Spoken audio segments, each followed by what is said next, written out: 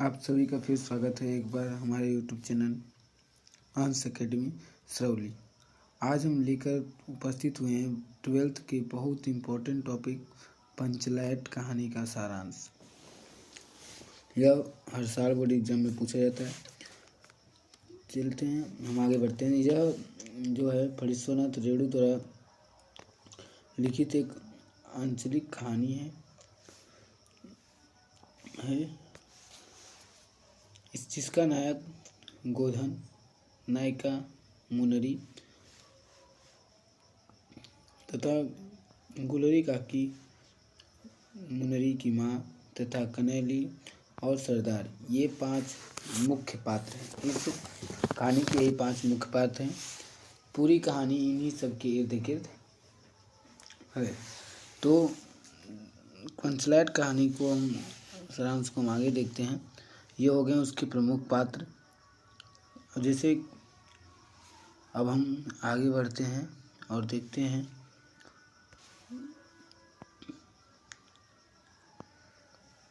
पंचलैट कहानी की कथा वस्तु या सारांश। जैसे कि आप सब देख सकते हैं कि ये बहुत इम्पोर्टेंट टॉपिक है, हर साल एग्जाम में पूछा गया है, इसलिए हम इसे ध्यानपूर्वक करते हैं। तो पंचलैट रेणु जी की एक आंचलिक कहानी है।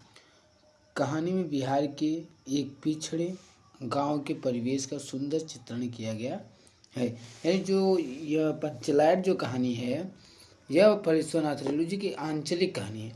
आंचलिक कहानी का मतलब वो होता है जो किसी भी गांव के परिवेश को दर्शाता हो, अर्थात वहाँ के रहन सहन, लोगों की कैसी रख रखाव है, उन सब का वर्णन करना ही आंचलिक कहानी कहलाता है। तो क्या हुआ कि महतो टोली में अशिक्षित लोग हैं। उन्होंने रामनवमी के मेले में पेट्रोमैक्स खरीदा, जिसे वे पंचलैट कहते हैं। पंचलैट क्या था कि वो लोग, एक रामनवमी का मेला था और वहाँ से उन्होंने पेट्रोमैक्स खरीदा, जिससे वे क्या बोले, पंचलैट। और पंचलैट को ये सीधे साधे लोग सामान की चीज़ समझते हैं। यानी जो पंचलैट थी उससे इतने भोले भाले लोग हैं कि उसे जो है सीधे साधे लोग जो सामान की चीज़ें समझते हैं। पंचलैट को देखने के लिए, क्योंकि भाई पहली बार आया था मेट्रो ट्रॉली में ऐसा कोई चीज़ जो अजीब रहे, तो पंचलैट को देखने के लिए टोले के सभी बालक, औरतें और मर्द इकट्ठे हो जाते हैं। सरदार अपनी पत्नी को आदेश देता है कि शुभ कार्य करने से पहले पूजा पाठ करने का प्रबंध कर ले। जैसे कि हमारे गांव घरों में रीति रिवाज रहता है कि जैसे भी कोई भी कार्य होता है, जैसे कि घर द्वार बनता है, तो लोग पहले कथा वार्ता सुनते हैं या पहले कुछ पूजा पाठ कराते हैं, तब उसका गृह प्रवेश करा के तब उसमें रहना शुरू करते हैं। ऐसे ये लोग भी अब मेले से पंचलैट खरीदे थे, उसे काम की वस्तु समझते, तो सोचे कि इसका भी जो उद्घाटन है तो हम, यानी एक शुभ कार्य है, इसलिए इसके पहले भी हमें पूजा पाठ का प्रबंध करना चाहिए। अब देखो सभी उत्साहित हैं, परंतु समस्या उठती है कि पंचलैट जलाएगा कौन। यानी अब समस्या यह उठती है कि पंचलैट को कौन जलाएगा। ये सीधे साधे लोग पेट्रोमैक्स को जलाना भी नहीं जानते थे। यानी ये सीधे साधे लोग पेट्रोमैक्स को जलाना भी नहीं जानते थे।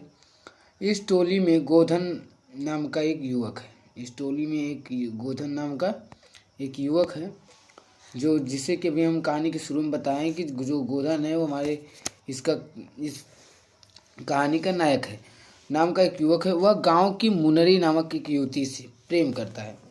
यानी देखो ये क्या है कि भाई जो गोधन था वह मुनरी से प्रेम करता है, और ये नहीं कि मुनरी उससे प्रेम नहीं करती, मुनरी भी उससे प्रेम करती है। अर्थात इन दोनों का जो प्रेम था वह दो तरफा था। और मुनरी यह बात जानती थी कि जो गोधन है वो पंचलैट को जलाना जानता है, लेकिन जो गोधन था वह गांव की मुनरी नाम की एक युवती से प्रेम करता था। मुनरी की माँ, यानी मुनरी की माँ जो गुलरी काकी थी, वह मुनरी की माँ पंचों में गोधन का शिकायत की थी कि वह उसके घर के सामने सिनेमा का गाना गाता हुआ निकलता है। इस कारण पंचों ने उसे बिरादरी से निकाल रखा है। यानी जो गोधन था वो जब भी मुनरी काकी के घर पहुंचता था तो सिनेमा का गाना गाने लगता था। इस पर गुस्सा होकर गुलरी काकी ने पंचों में गोधन का शिकायत किया, जिससे कि पंच लोग उसे अपनी बिरादरी से निष्कृत कर दिए, यानी बिरादरी से बाहर कर दिए। देखते हैं कि अब पंचलेट को जलाना जानता है, तो मुनरी को पता था। तो देखो मुनरी जो है, मुनरी को पता है कि गोधन पंचलेट जला सकता है। वह चतुराई से यह बात पंचों तक पहुंचा देती है, यानी यह बात वह अपने सखी कनेली को बताती है, और कनेली ले जाके कहानी जो ये बात है वो पंचों तक पहुंचा देती है। यानी जो ये बात थी, यानी जो ये बात है कि जो है गोधन पंचलेट जलाना जानता है, तो ये किसके माध्यम से पंचों तक पहुंचा? कनेली के माध्यम से। यानी गुलरी जो मुनरी है वो अपने सहेली कनेली द्वारा इस बात को पंचों तक पहुंचा देती है। पंच गोधन को पुनः बिरादरी में ले लेते हैं। वह पंचलाइट को जला देता है। मुनरी की माँ गुलरी काकी प्रसन्न होकर गोधन को शाम पर भोजन के निमंत्रण करती है, यानी वह उससे प्रसन्न होकर क्या कहती है कि शाम का भोजन हमारे यहाँ करके तब जाना। अब देखो क्या हुआ कि जब वो लोग जो महतो टोली के लोग थे वो तो पंचलेट खरीद लाए, लेकिन उन्हें वो जलाना ही जानता था। लेकिन अब भाई महतो टोली का बदनामी होगा, इसलिए वो अब क्या किया कि महतो टोली का एक ऐसा युवक जो पंचलेट जलाना चाहता था वो क्या था, बिरादरी से बहिष्कृत हो गया था। इसलिए वो उसे फिर से बिरादरी में लेना पड़ा। यानी अब वो जो गुलरी काकी जो पंचों में उसका शिकायत की थी, आज उसे रात्रि के भोजन पर बुलाई, और पंच की भी अति उत्साह होकर गोधन को कह देते हैं कि तुम्हारा 7 खून माफ, खूब गाओ सलीमा का गाना। पंच लाइट की रोशनी में लोग भजन कीर्तन करते हैं तथा उत्सव मनाते हैं। कहानी का कथानक सजीव है। सीधे साधे अनपढ़ लोगों की संवेदना को बारी देने में रेणु जी समर्थ रहे।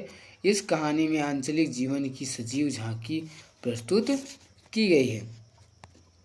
यानी ये कहानी से हमें सीख मिलती है कि कभी कभी हमारे बड़ी बड़ी गलतियों को हमारे गुणों से, यानी हमारे पास अगर विद्या है या गुण है या हम साक्षर हैं तो उसे भुला दिया जाता है।